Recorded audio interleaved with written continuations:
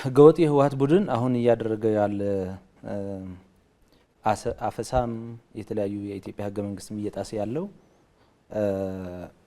ለራሱ ስልጣኑ በህገወጥ ለማስቀጠልና ራሱን ማለት ያ ቡድን ያው ወንጀለኛም ነው እንዳይጠየቅ ማለት ነው። በወንጀሉ እንዳይጠየቅ እንደገና ስልጣን ደግሞ ለማስቀጠል በኢህጋዊ የሆነ አካሄድ ማለት ነው። ይሄ ነው ዋናው ነገር እንጂ በፕሪቶሪያ ስምምነት መሰረት የነበረውን ልዩነትም በፕሪቶሪያ ላይ ሰፍሮ የትግራይ ህዝብ እንደ ህዝብ ማለት ፍላጎቱ በሰላማዊ መንገድ የሚፈታበት ሁኔታ ተመቻችቶ ነበር። ሆነም ግን ይሄ የራሱ ስጋት ማለት ህገወጥ ስራዎችም ስለሰራ ወንጀሎችም ስላለበት ከወንጀል ለመደበቅ የትግራይ ወጣቶችን በኃይል እያፈሰ ወደ ጦርነት እየወሰደ ራሱ ነፃ የሚሆንበት ወይም ደግሞ ራሱ እንትና የሚከለልበት ሁኔታ ነው እየፈጠረ ያለው። ይህ ቡድን አጠቃላይ የትግራይ ህዝብ ፍላጎት የማይጨነቅ አጠቃላይ የትግራይ ህዝብ ሰላም ነው የሚፈልገው። በቃ ወደ ጦርነት መሄድ አይፈልግም። አሁን እሱ እየቀሰቀሰ ያለው ጦርነት እየቀሰቀሰ ወጣቶች እያፈሰ ያለው ግን ከትግራይ ህዝብ ፍላጎት ውጭ ነው። በቃ አፈሳም ባይዘው አፈሳ ምንድነው የሚያመላክተው ካልከኝ የሱ ውድቀት ነው። ህወሓት የህገወጥ የህወሓት ቡድን በትግራይ ውስጥ የህዝብ ቅቡልነት የለውም ማለት ነው።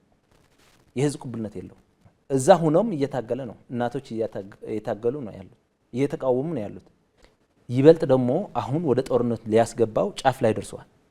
የትግራይ ወጣት ለማስጨረስ የትግራይ ህዝብ ለማስጨረስ ነው አላማ አድርጎ እየሰራ ያለው። ስለዚህ ከዚህ ለማስጠበቅ ከዚህ ለመሸሽ የትግራይ ህዝብ በጣም እየተቃወመ ይገኛል ማለት ነው። ይሄ ተቃውሞ ደግሞ በስፋት መቀጠል አለበት። አሁን ትግራይ ውስጥ ያለው ጭቆና አፈና እያየ ነው። ዓለም ሙሉ እያየች ነው። በዓለም ላይ ታይቶ አይታወቅም። ስርዓቱን በመቃወም ነው። እኛ አንዋጋም፣ ውጊያ አንፈልግም፣ ዳግም ሶክስ አንፈልግም ብሎ በመቃወሙ አሁን እንደ ጠላት ታይቶ ግማሹ የታፈነ የተያዘ ወደ ሱዳን በማይረባ ዶላር እየተሸጠ ይገኛል። እድለኛ የሆነው እዚሁ ትግራይ አካባቢ የእነሱ ምሽግ ይጠብቃል።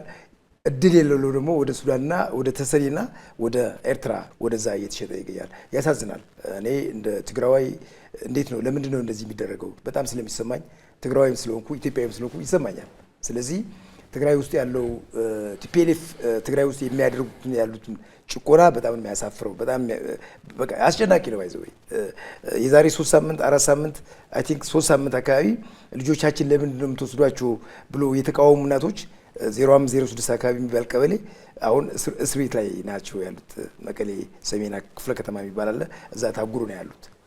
ፍርድ ቤት አይቀርቡም፣ ጠያቂ የላቸውም፣ ከሳሽ የላቸውም። ታዲያ ለምንድን ነው እንደዚህ የተቃወማችሁት ተብሎ እስር ላይ ይገኛሉና ትግራይ የህወሓት አመራሮች እኛ ካልመራናት እኛ ካልገዛን ሀብታችን ኪፕ አፕ ካላደረግን የትግራይ ህዝብ መኖር የለበትም፣ የትግራይ ወጣት መኖር የለበትም ብሎ ወስኖ አሁን እነሆ ያው የመጨረሻ ውድቀቱን ማሳያ የደረሰበት ሰዓት ነው ብዬ ነው ማስበውና ወጣቱ በተለያየ መንገድ እየታገለ ነው።